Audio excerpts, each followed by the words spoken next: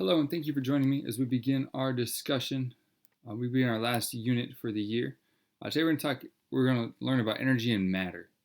And today specifically, we're going to talk about temperature and energy.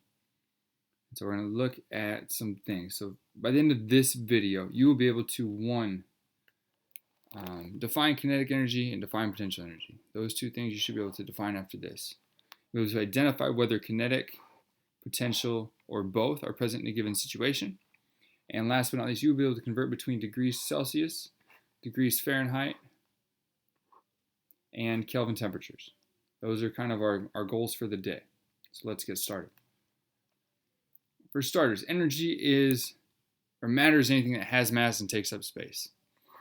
So that's an old definition, you should know that. But matter is anything that has mass and takes up space.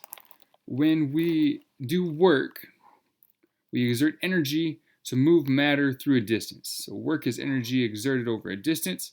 And energy itself is the ability to do work. So this is going to be an important definition. We have two broad categories of energy that we deal with quite often. One is potential energy. This is energy stored due to size, shape, position, chemical bonds. All of those are potential energies. And we have kinetic energy, which is your energy of motion.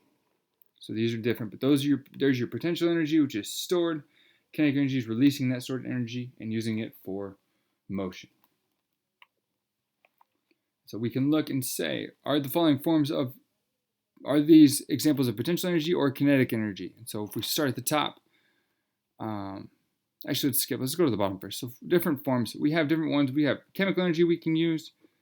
We have heat, which is based on the motion or the movement of energy from one particle to another. Light is a form of energy. We have electrical, which flows through currents in wires, and we have mechanical, which is moving. Mechanical is your kinetic energy plus your potential energy is all your mechanical energy. So these guys, so gasoline is going to have energy stored in chemical bonds. So that's going to be, we call it chemical energy or potential energy. So all of these are forms of either kinetic or potential. So this is chemical energy, which is potential.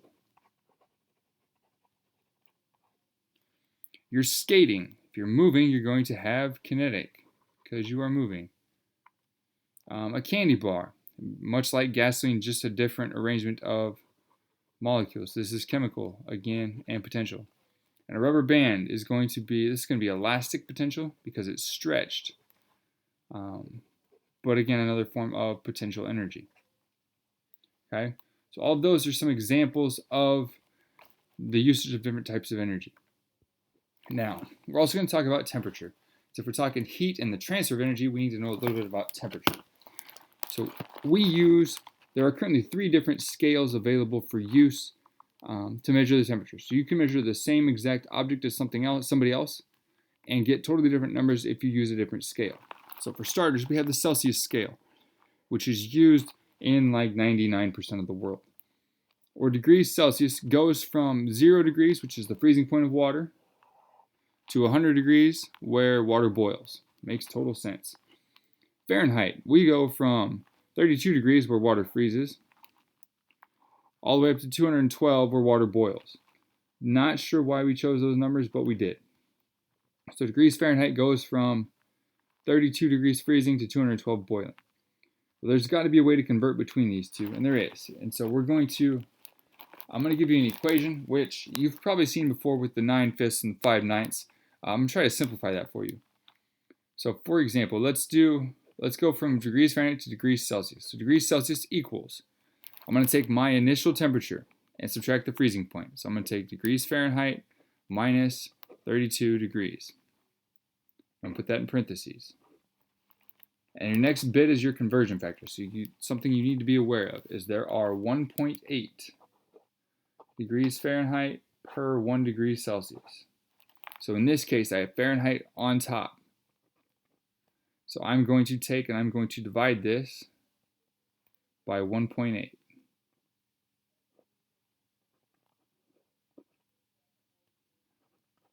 And I'm going to have 1 degree Celsius on top. So now I'm in degrees Celsius. And the last little bit says to add the freezing point. Because I'm in Celsius now, I can add 0. And that will give me my answer in degrees Celsius. I'm going the opposite way. If I'm in degrees Fahrenheit, if I want to get to degrees Fahrenheit, I take degrees Celsius minus 0, because that's the freezing point. I then convert, and I multiply it by 1.8 degrees Fahrenheit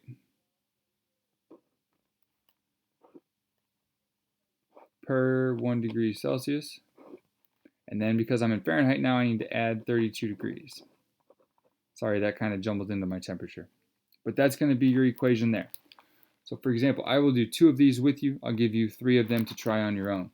So the first one is 50. If I'm going from degrees Fahrenheit to degrees Celsius, I'm going to have 50 degrees Fahrenheit. First thing I need to do is subtract the freezing point, minus 32 degrees Fahrenheit. Then I'm going to divide it. So I have 1 degree Celsius over 1.8 degrees Fahrenheit. And I'm going to add the freezing point, which is going to be 0 degrees Celsius. So if I do all of this, I take 50 minus 32 and divide it by 1.8, add 0 to it. I should get 10 degrees Celsius. If I use 36 instead, 36 degrees Fahrenheit minus 32 degrees Fahrenheit equals 4. I'm going to divide that by 1.8, and I'm going to add 0 at the end. So if I do this, I get an answer of 2.2 degrees Celsius. So there's some conversions here. You can try 10 degrees Fahrenheit, 175, and 210 on your own. At the bottom, we'll do degrees Celsius. If I have 32 degrees Celsius, I'm going to subtract the freezing point, which is 0. I'm going to multiply by my conversion factor, which is 1.8 degrees Fahrenheit per 1 degree Celsius. Now I'm in Fahrenheit, so I need to add to it 32 degrees Fahrenheit.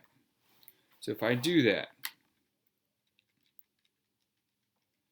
I should come out to roughly 89.6 degrees Fahrenheit.